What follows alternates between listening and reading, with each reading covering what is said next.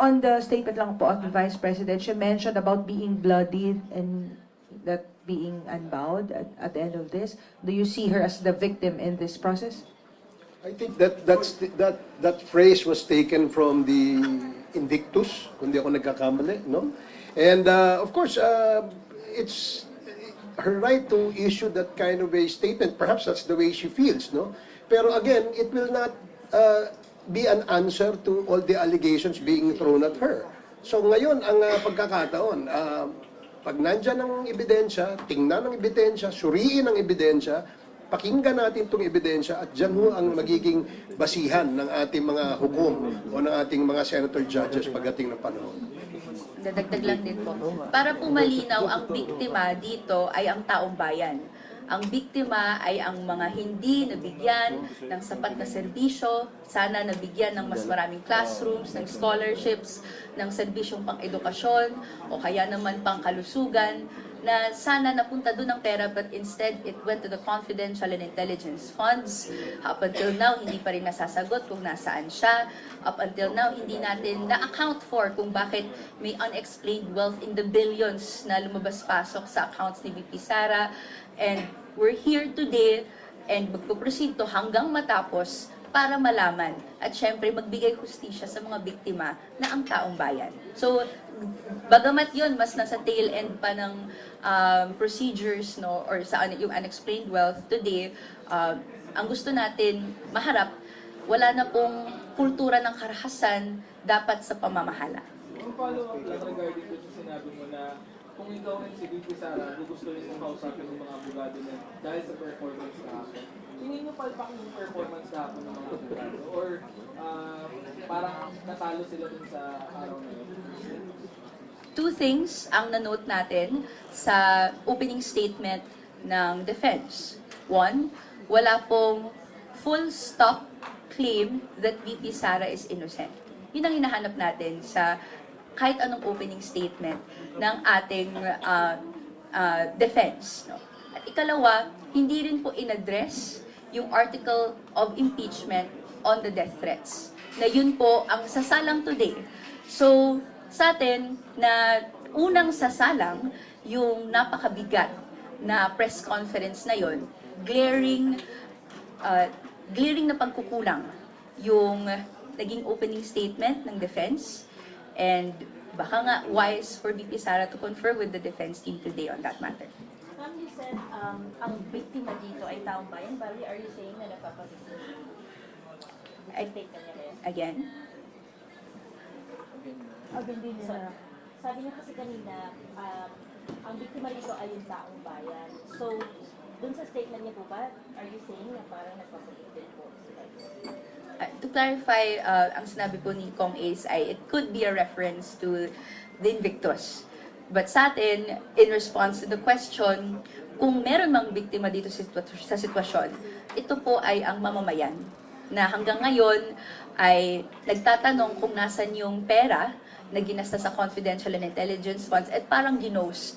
Kasi it's been years and up until now, we don't have a response. We hope that this trial is the avenue for that response. It appears na mag-meet lang si VP sa kanyang counsel, pero hindi po siya dadalo sa dadalo sa trial.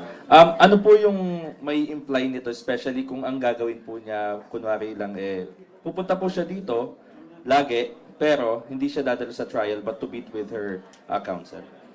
Well, bilang counsel ng ating pangalawang Pangulo, karapatan niya na pasyalan, kausapin, kamustahin, at of course, moral booster din no, sa kanyang team. But that will not answer any of the allegations being thrown at her. Ang importante nga, kaya nga nakafocus tayo ngayong araw na ito, itong day 2 ay trial na mismo na kung saan ay meron na pong mga testimonya na manggagaling sa ating mga witnesses. And this is very important kasi dito na ho nag-uumpisa yung pagpapalabas ng katotohanan. And there will be a series of witnesses that will come out and substantiate yung claims doon sa nakasaad o nakasulat dito sa articles of impeachment na ito. Itong article number 4, no? Number 4. So, Yes, karapatan po niya yan. Gaya din po ng ating prosecution panel na maya't maya ay kinakausap natin at binibigyan natin ng moral booster.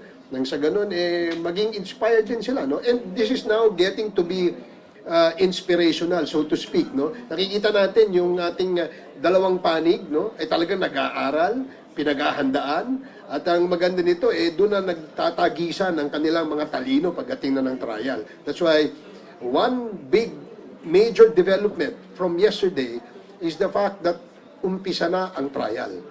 Natuloy ang paglilitis. Yun ang pinaka-importante. Siguro dagdag ko lang din po. Baka mabitin yung mamamayan na makita araw-araw si VP na dumadalo pero hindi po makita siya during the trial proper. But nonetheless, that is her right. And what matters right now is the evidence. And we'd like continuously na matanong, asan po ba yung counter-evidence, asan po yung counter-narrative ni VP Sara doon sa articles of impeachment. Yun po kasi yung finlag natin, nakita natin na kulang doon sa pre-trial submissions or even yung petitions at the Supreme Court level from VP Sara. No? Continuously, it is about technicalities and not the evidence. Para sa atin, kailangan po ng mamamayan marinig ang ebidensya, makita ito, at pati na rin ang sagot, ang depensa ni VP beyond technicalities. So yun po yung makakapagbigay kapayapaan sa ating lahat, makakapagbigay closure para po hindi na hanging question sa atin kung saan napunta yung pera na to, and even kung ano pong pamumuno at klase ng pamumuno yung may pananakot sa ibang tao. Last question na lang po.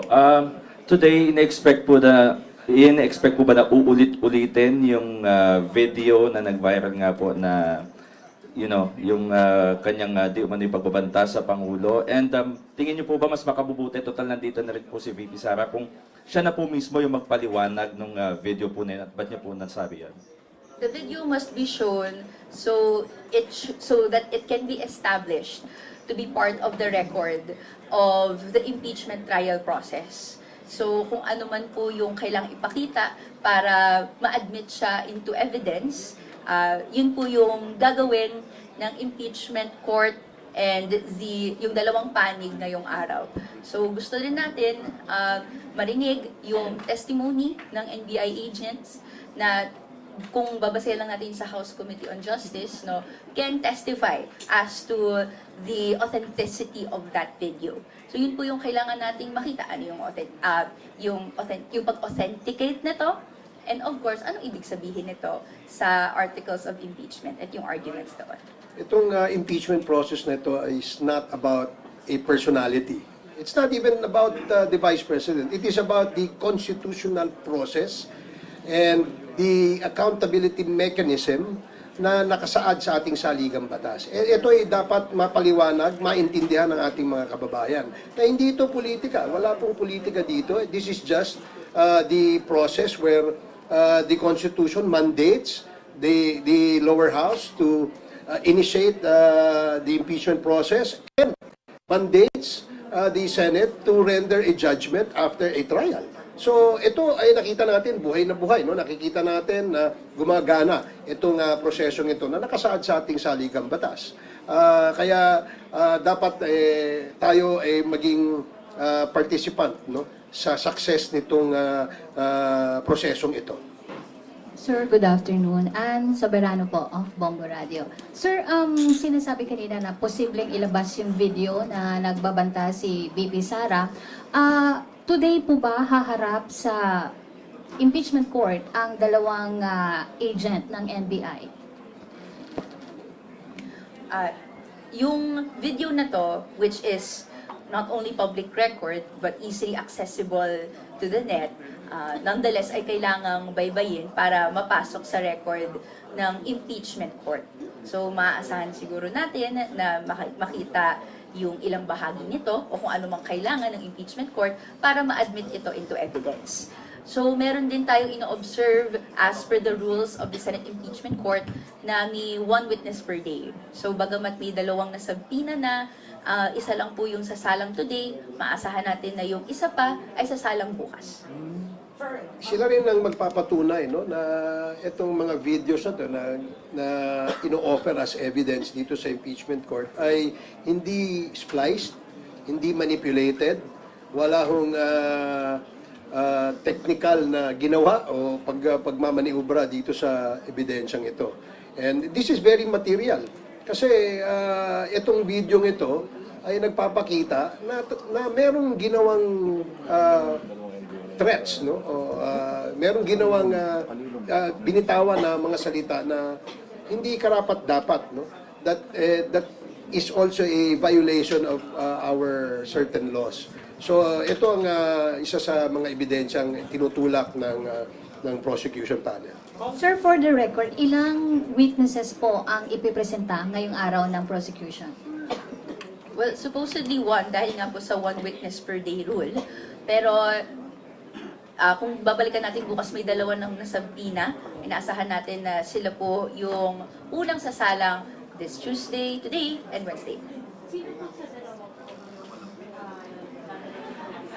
At siguro abangan na lang po natin yung trial mismo para po makita kung sino yung sasalang today. Tsaka dagdagan ko lang din na dalawa itong sinampina today, no? Kung meron naman sigurong oras, no, after matapos yung isa, with of course the permission of the court, kung papayagan na meron pang isa na pwedeng maisalang as a witness, siguro palagay ko magiging flexible naman. I hope, no? I hope that they become flexible if there will be enough time, no, to present this other witness. Kasi isang nga lang po ang napayagan. Okay, on that note, thank you very much. Meron pang schedule si Kong Rene. Pasensya na muna.